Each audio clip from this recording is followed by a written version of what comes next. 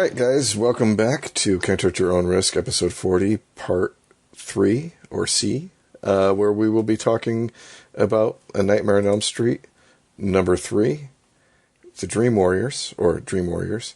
Kent's going to take the lead on this one in our Nightmare on Elm Street franchise discussion. So, Kent, take us away.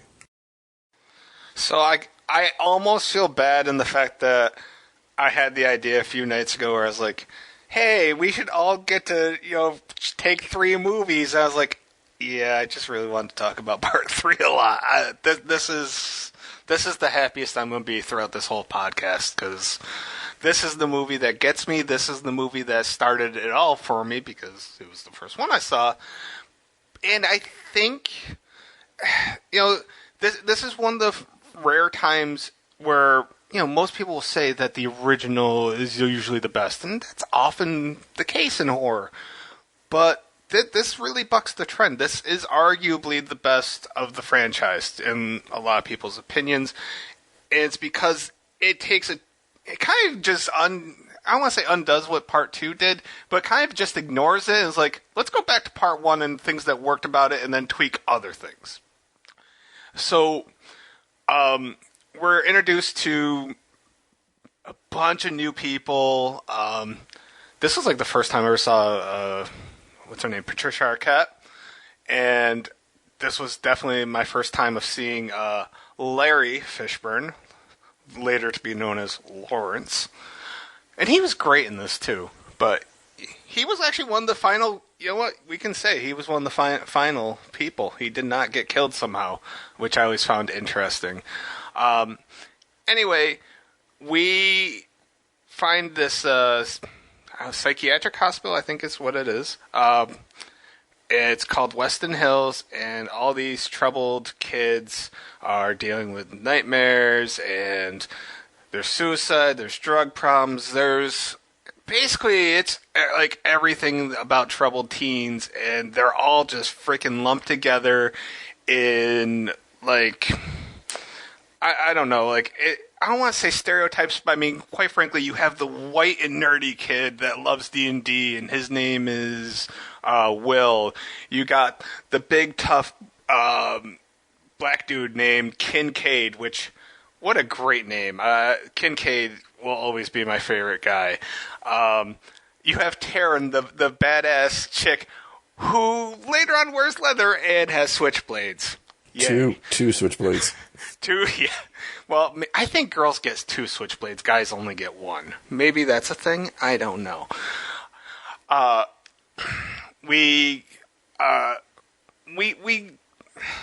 think they established some stuff that, I think some of the stuff established in part 3, they work off of throughout the rest of the franchise. This kind of set a bit of a standard, and they tried following a lot of it from this point forward. Stuff with Freddy's mom, who we don't know that until the end. Up to that point, we know her as Sister Mary Helena, which is weird because my mom's name is Mary and my grandmother's name was Helena, so that's pretty fucking weird to me. I think I'm missing Joey. Joey's the mute guy. He don't talk. We got Philip. He just likes to make puppets, which is a really weird personality trait. I don't even know if that's a personality trait, but it made for, something very iconic later. And of course we get Kristen, who's the star, and I don't know if she really should have been the star. She's actually one of the weakest of the stars, which is weird considering how strong the movie is, but that's because all the side characters are so strong, I think. And we bring back Nancy, who is no longer crazy. She's now like this undergrad fucking genius in dreams. So I don't know if the narrative... I don't know, would you guys say that they just said fuck whatever part 2 said? Or do you think, like, she went crazy and then got a degree in dream whatever? How do you think that played out? I think probably she never went crazy, and that was just a rumor that they came up with in part 2. Like, you hear other rumors going around, about shit going on in this series, between the different iterations. I mean, considering the fact that they forgot that, like, Freddy Krueger existed, or that, he killed 20 or 28 or whatever the number was, kids back in the day, and, now there's, I'm sure, like, at the high school, there's, like, pictures that they had to take down, because he was in the janitor background or whatever, or the kids are, how do you fucking make all that shit disappear? So I think it's less like a retcon and more like, oh no, she never was crazy. That was just, fucking a rumor that the kids perceived to be crazy because she yes, there you go. was telling the truth the entire time. But there's a lot of things hard to explain. Sure. Now, before I get going any further, I think I've brought this up in the past, but I want to bring it to attention to anybody listening now. If you ever look at the cover or the movie poster for Nightmare on Elm Street 3, you'll see Freddy in the top half, his head, and then he has 5 blades, not 4, because the artist knew exactly what they weren't doing. If you look closely, you'll notice that the artwork makes no damn sense, because I don't know if the guy on the left definitely should be Kincaid. I'm not sure if he's a black guy or a white guy, per the movie poster. The girl in the middle should be Kristen, except she has darker hair. I don't even know if she ever wears anything like that.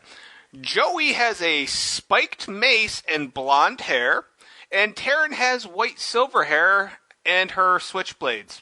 And she never once wears that outfit. That's how you do a fucking movie cover. Am I right? Not remotely indicative? Yeah, pretty much. Well, they probably had the poster first, They were, like, rushing to put all these out.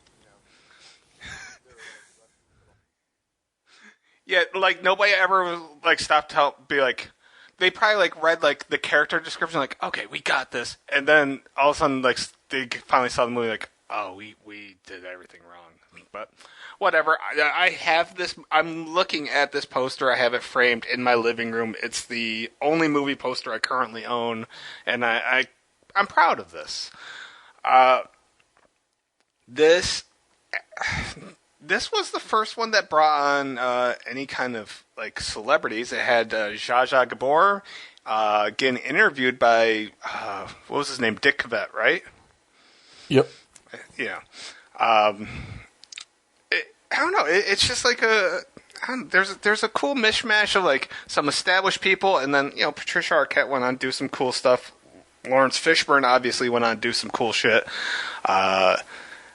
John Saxon, he has a small enough appearance. He's at the Little Nemo's bar.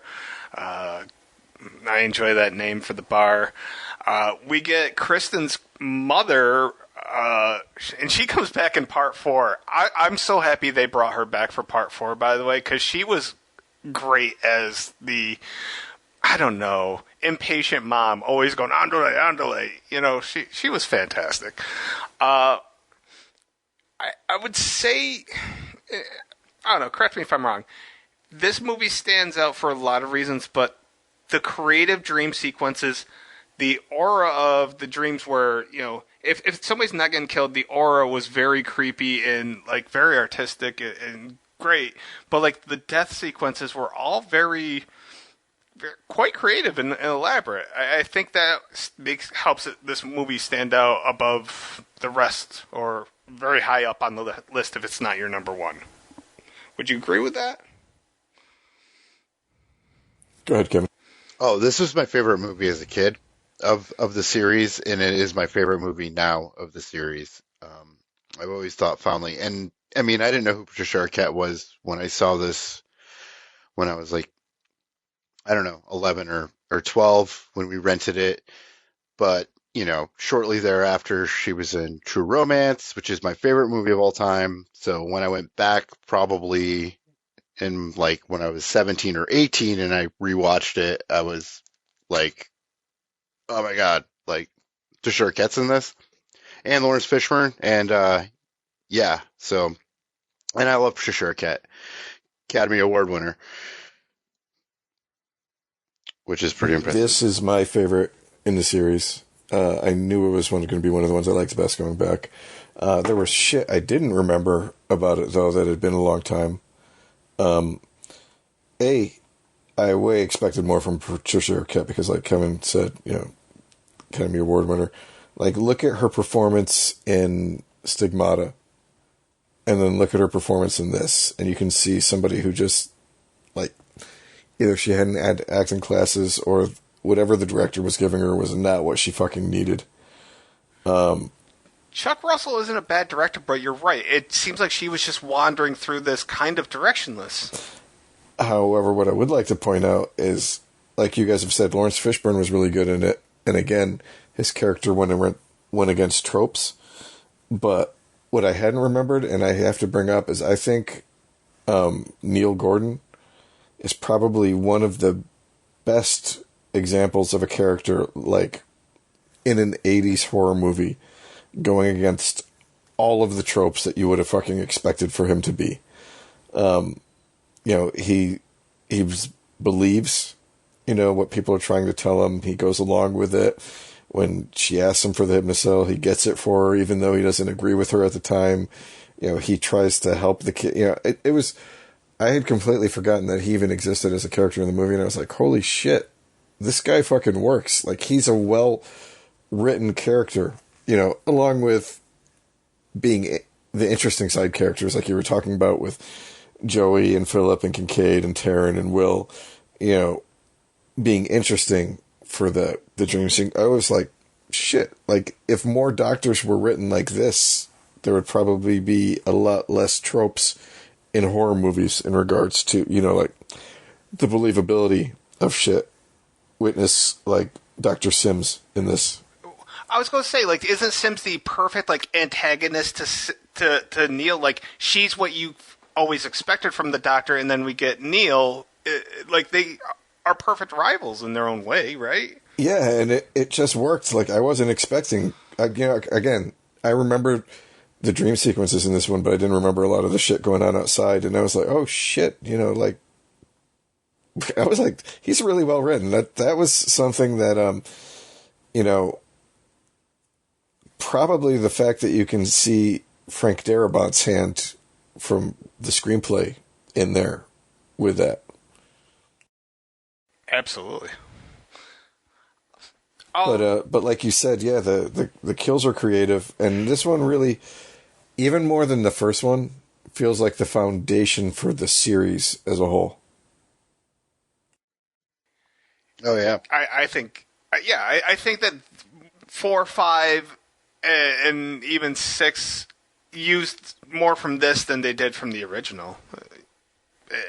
That's how it feels to me.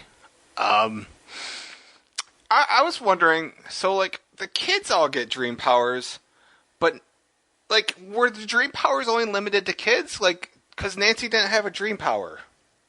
I found that kind of strange. She doesn't have a dream power, right? No, she didn't. And, I mean, the other thing I found strange was that, like, I finished watching this and went right into 4, and, like, 15 minutes later, the kids who had dream powers no longer had dream powers. Well, in all fairness, Kristen's dream power, which does not get insulted nearly enough, and although it's my favorite, this needs to be said.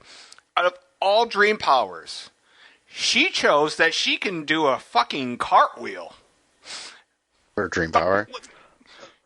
Like, everybody else chose, like, cool shit. Like, Kincaid is super strong and bends chairs. Will, straight up, is a fucking wizard. I mean, granted, it doesn't hold up against Freddy, but in theory, that's a good fucking dream power.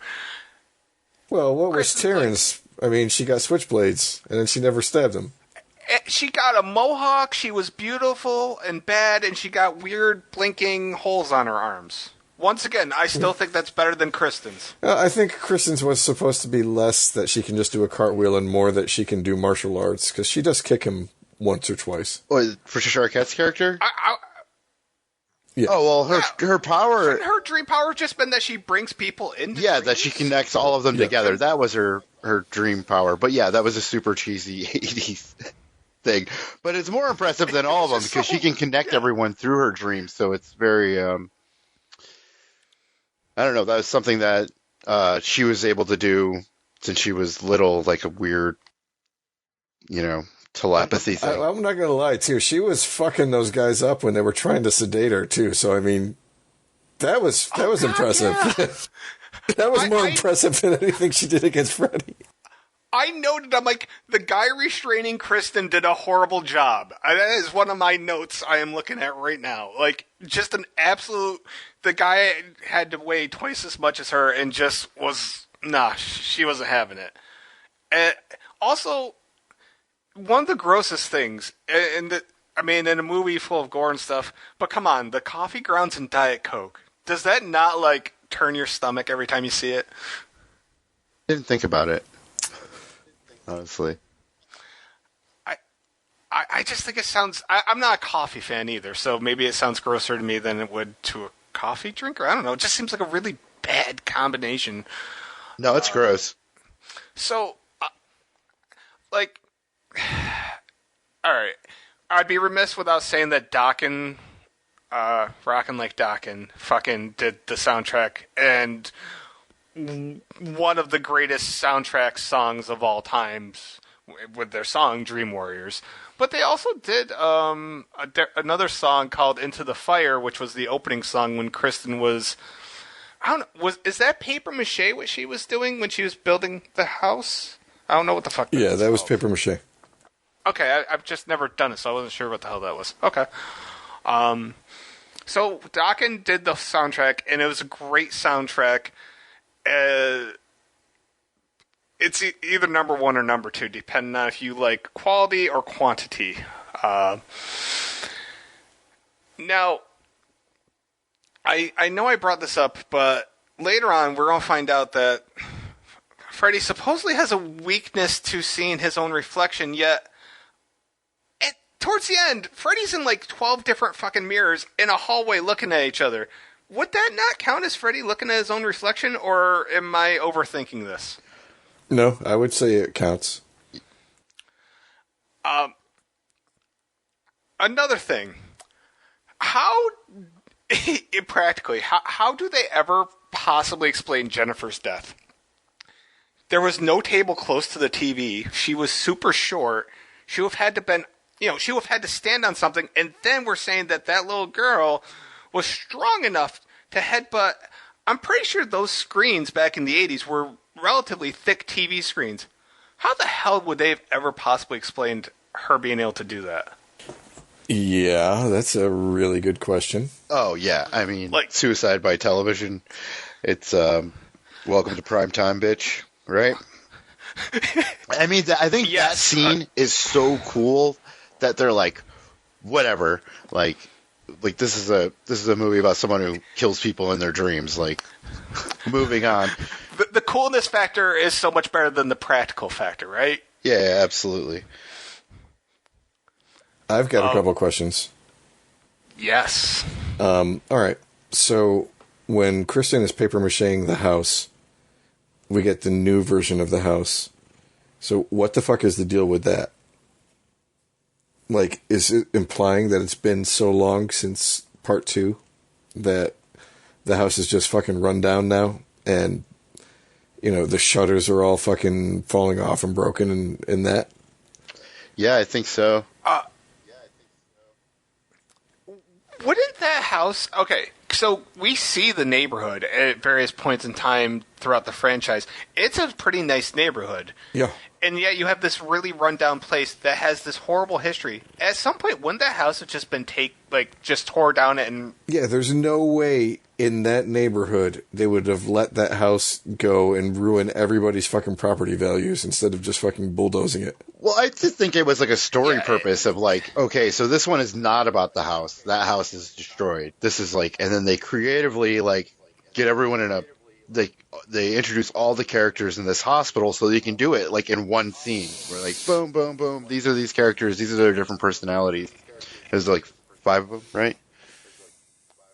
And then reintroduce Heather Langenkamp at the same time. Like I mean, I think they were just, they got a lot to fit in 90 minutes. So I have a question too. All right. And my other question. Oh, okay. Go ahead, Kim. Okay. So my question is, there's seems like they pick and choose what affects reality and what doesn't. Like the scene where it's Philip, where Freddy did that really cool marionette character, and he cuts out his tendons and pulls his things, uses them as a marionette. But when his roommate wakes up, he's got no marks on his arms at all. Because then it wouldn't work. You'd be like, oh, he's bleeding. This is an emergency, rather than him just walking out. And then also he can walk through, locked doors, like security doors in a mental, institution. That's a thing that happens in a lot, is people being able to walk through things in the quote-unquote real world. And I meant to ask that because it happened in the part 2 as well. But, yeah, that was something I was legitimately wondering. And then in the beginning, Kirsten's got her wrist slit, and she's got the razor blade. But, her wrist is slit, and it was supposed to be, Freddy Krueger that did that. But, then when it's Philip, it's yeah, so I don't know. That was another... Not trying to nitpick, but that's something I noticed. But in the first movie, there's a giant hole in the bed and blood all over the place for Glenn's death. But no cuts on the arms or tendons or anything ripped out. Okay. Yeah, I don't have an answer to that. All right. So my question is, we've already established in the first 2 movies that Freddy can't come into the real world unless he's either possessed somebody or somebody pulls him out. So how the fuck does his body jump out of the grave to fucking kill John Saxon in the fucking graveyard while he's interacting with other people in their dreams at the exact same fucking time? I would even argue that Freddy might be able to jump in the real world in that house. I would even go that far, but obviously your question isn't even in the house. So, yeah, no. And how dated did that scene look? That's... Dude, really that was that doesn't even hold up to the Ray Harryhausen Sinbad fucking skeleton from 1970s. Is it the next movie where they do the whole the deaths give him power, or was that 3? So it's not even in this movie, because that's where I would argue that. Well, because then it's not even in this one. They gained power. Yeah, but if it's not even in this one, I'm just trying to make trying to do more work than the Frank Darabont and Chuck Russell did on this screenplay. It's a good question. Freddy's oh wait, I can sense my real world bones are getting dug up and fucked with. Well, and it obviously didn't work because we got 3 more movies right immediately after this. So, why would he even bother fucking killing them if they're gonna? He's just I'm just gonna come back next time. Sorry, yeah. Go have fun. That's because he's a burnt-faced pussy, according to Kincaid. Yeah, that's true. That's very true. Yeah, so I just want to throw out so every movie I tried doing some one-liners. Not all movies had great one-liners, but Kincaid is a fucking master. Aside from the, welcome to primetime, bitch. We have in group session, Nancy asks Sims, and where are they in regards to the dreams? Or and what are they? And Sims says, the byproducts of guilt, psychological scars stemming from moral conflicts and overt sexuality. And Kincaid responds, great, now it's my dick that's trying to kill me. Yeah, that was a good one. That's great. And then, when Philip is first getting, doing the sleepwalking, Kincaid's like, Philip, wake up. Have a nice stroll, asshole. He just, and then there's one more good one. Sims, I'm not listening to this. How much longer are you going to go on blaming your dreams for your own weaknesses? And Kincaid responds, lady, how much longer are you going to keep blowing smoke up our ass? He was a fucking gem. So, love him. I have a question regarding Hypnosil. seems to be implied that Hypnosil is allowing Nancy to not have to deal with Freddy Krueger at all. Like, is that her solution? Was Hypnosil the thing that was keeping Freddy Krueger away from her? Yes, it was letting her sleep, but without going into the dream state, so he couldn't get to her. So, in theory, shouldn't that have just worked for everybody? Well, they were trying to get the prescription for it, right? That was like what the doctor was signing for, and the nurse didn't want it. So that yeah, and then Sims shot that down when she found them in the group session. It seems. I didn't like that. All right, so in part one, we had Glenn being a fucking expert in was it Bayesian dream theories and stuff. So in this one, Nancy has a dream doll, so I'm thinking, oh, they're going to tie it together. No, this one's a Malaysian dream doll.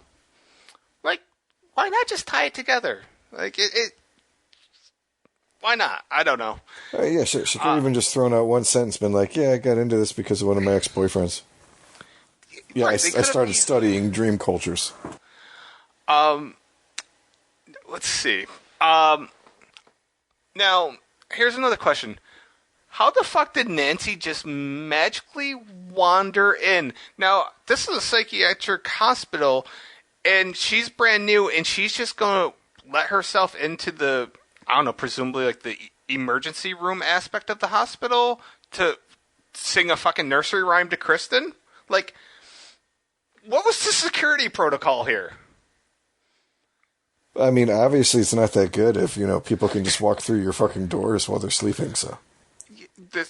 I'll say, if I ever get under 200 pounds, this has been my lifetime goal. If I ever get below 200 pounds, I will get a tattoo of Freddy in the sky as the puppet master.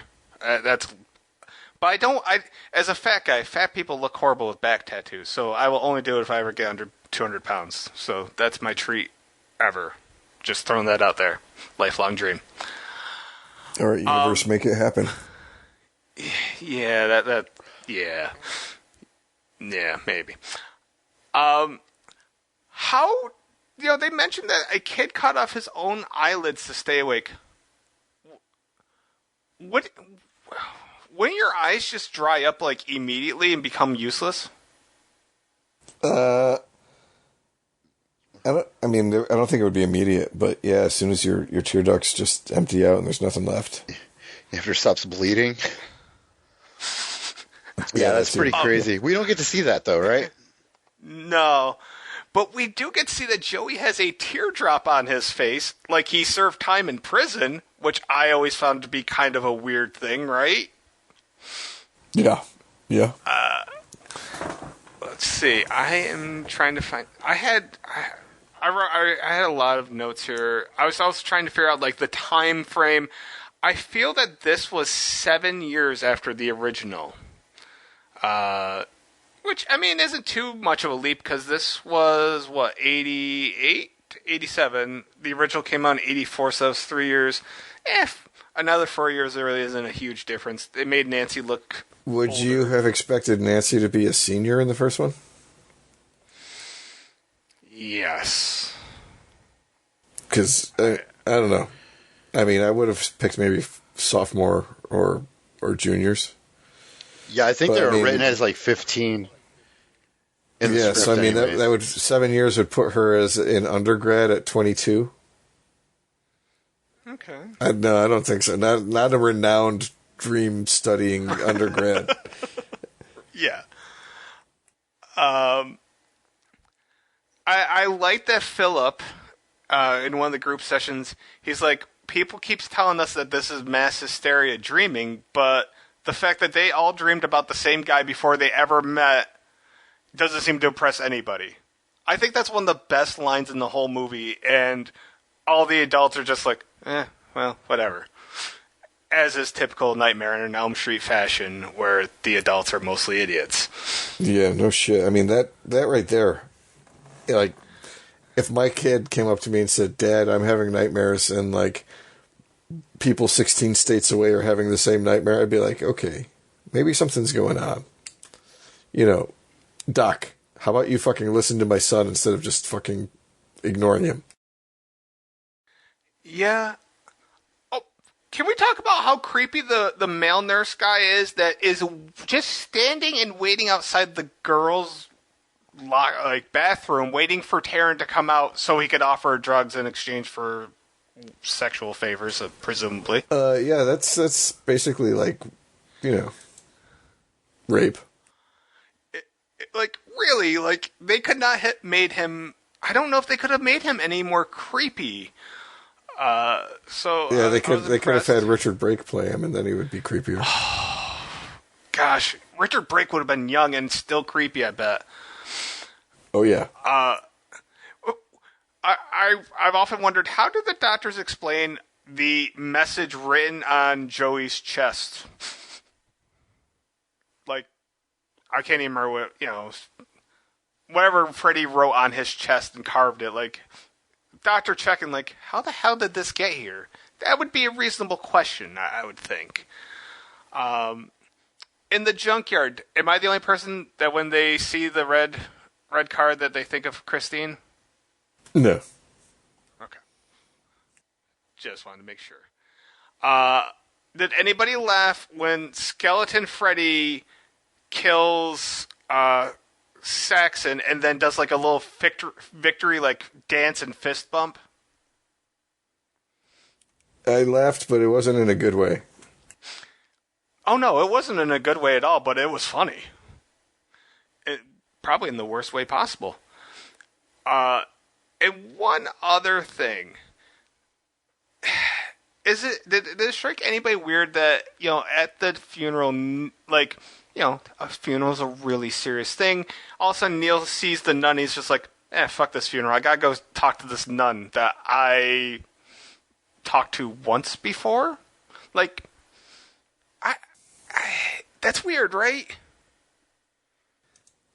What's weirder? I mean, a guy who can come into your dreams and kill you there, and wanting to talk to a nun that you've only met once or twice before, who only shows up when people are dead, or the fact that there's an entire wing in the hospital that's fucking overgrown and underused, and nobody's been in there, and 100 dudes raped a single chick in there over the course of several days, and they never bothered to burn it down or renovate it, or even just give it a good lock for the fucking. Now, all right, in part 6, there is they're outside the bell tower rings. Is that the same bell tower that Amanda Kruger goes up? Or if it is, it's not located in the same location, so I don't know. Yeah, I was looking at the architecture. I was like, it looks like the same one, but everything else around it doesn't quite look right. But by the same token, Weston Hills in part, I don't know, 4, I think it was 5 maybe, just didn't look the same either. So, I don't know. I just found it kind of interesting, but yeah, overall, so we all agree that this was our favorite Nightmare movie. Yes. Right? Good. I'm happy to hear that. All right. Does anybody have anything else, or are we moving on? I guess we'll be moving on to Nightmare on Elm Street Part 4, The Dream Master, when we come back.